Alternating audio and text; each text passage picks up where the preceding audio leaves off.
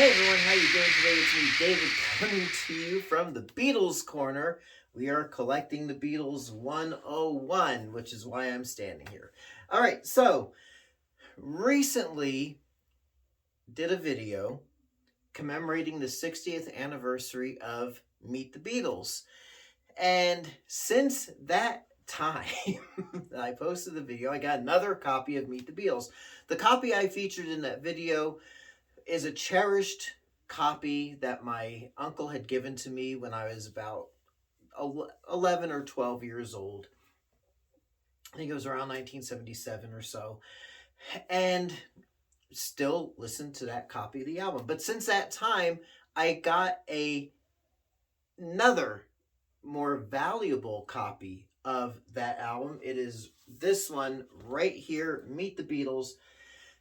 And the reason why this is a valuable copy is what I'm going to talk about. So, some years ago, maybe 10 years ago, there was a show, one of these, like reality, like shows. It was called Baggage Battle. So, if you ever have watched, oh my, Storage Wars, duh. It was a show. I think it only lasted less than a season, and it was a show that featured people going into like airports, and they had baggage claim, and they would bid on baggage.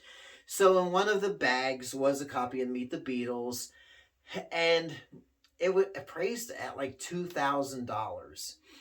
I was like, are you kidding? Meet the Beatles? That's probably one of the most common Beatles albums here in the States. But there's a reason why it was uh, valued at that time for such an amount of money. It's because it was a true first pressing, and there were no publisher credits on the labels, on the record labels. So here's a close-up video of the labels. I'm going to show you the differences. So let's watch.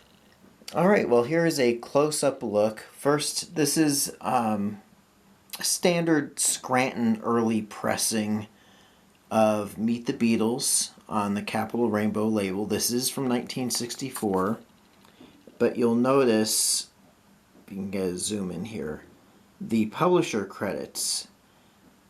And what's that? Well, that's the BMI and ASCAP credits. That's the publishing credits on each song.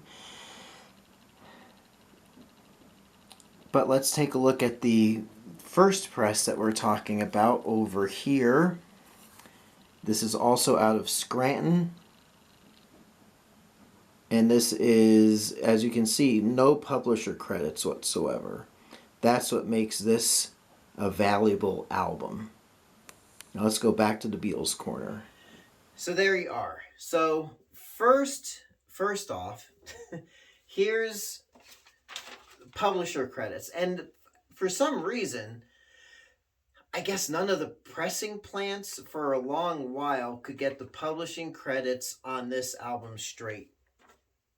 So looking at a later pressing from the 70s of this album, here's what the publishing credits should be.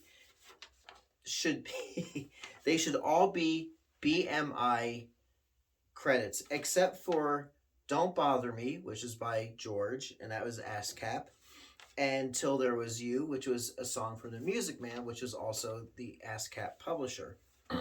So on this copy that I just bought, it's an F3 F1 pressing, which means on the matrix, on the inner groove is a matrix number T2047. And then the suffix would be the master number or the plate number. I gotta look that up and see what that was all about here in the States. So that's a first pressing, and these labels seem to only have come out of the Scranton, Pennsylvania pressing plant. On the back cover, and all the 4 copies I have don't have this on the back cover, else I'll show you, but where this cover photo, Robert Freeman credit is, would also I believe above that say produced by George Martin. But there's no George Martin publisher credit on this, on any of mine.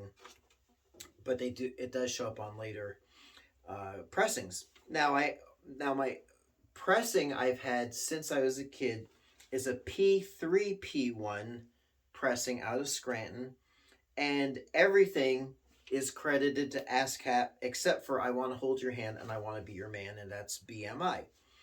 I have a G8 pressing out of Los Angeles, and all of those are ASCAP except for I Want to Hold Your Hand.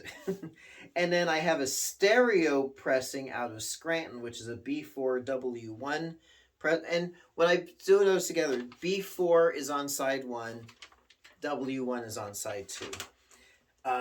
That's out of Scranton. Everything's ASCAP except I Want to Hold Your Hand. I saw her standing there and I Want to Be Your Man. Go figure. So what to look for?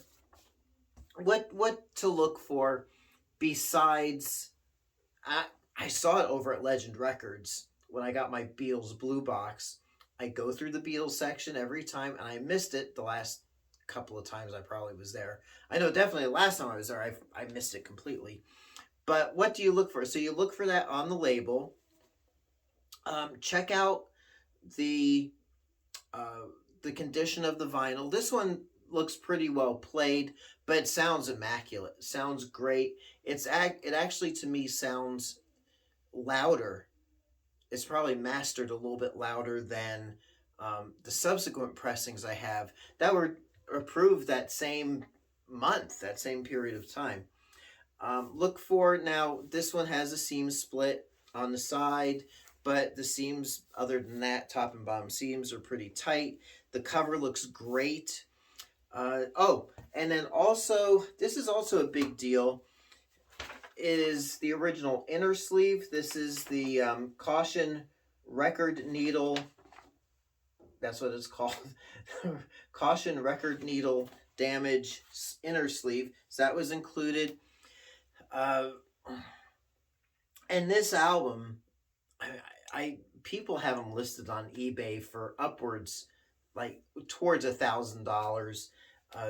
You easily averages around $250.